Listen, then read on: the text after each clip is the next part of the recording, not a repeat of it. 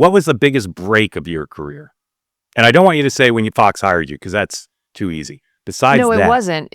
That wasn't the biggest break anyway. It was when I had made a resume tape, but no one knew who I was. I had no connections in news. I was just a frustrated lawyer.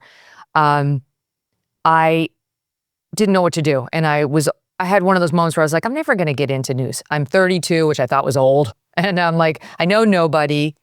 And then one day, Mark, I stayed home, and I almost never, ever call in sick to work during my law career or as a TV broadcaster. I really genuinely have to be throwing up all day for me not to go to work. And I was.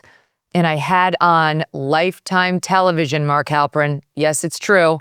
I was living in Baltimore, Maryland, and I watched the Jessica Savage story on Lifetime TV. And it was that story of this amazing broadcaster who came up in the time of Connie Chung, who made it in a man's world when it was impossible to do so. And she did it. And I thought, you know what? If she could do it then, why can't I do it now? And I started cold calling news directors. And it was Bill Lord, who is the news director at WJLA, the ABC affiliate in Washington, which also happened to have a lesser known cable channel. News and Channel 8. Maybe I could, I thought maybe I could get hired at News Channel 8, not even realizing that there was a chance he could put me on ABC.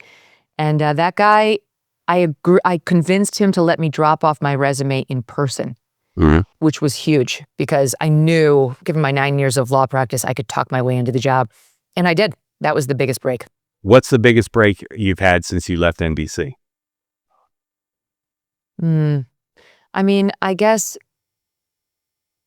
look, if they didn't have the madness of the George Floyd mania in 2020, I might still be sitting on the couch. It was the insanity that the country came under that got me up and off my couch and willing to broadcast in my children's playroom with no video camera and 2 listeners.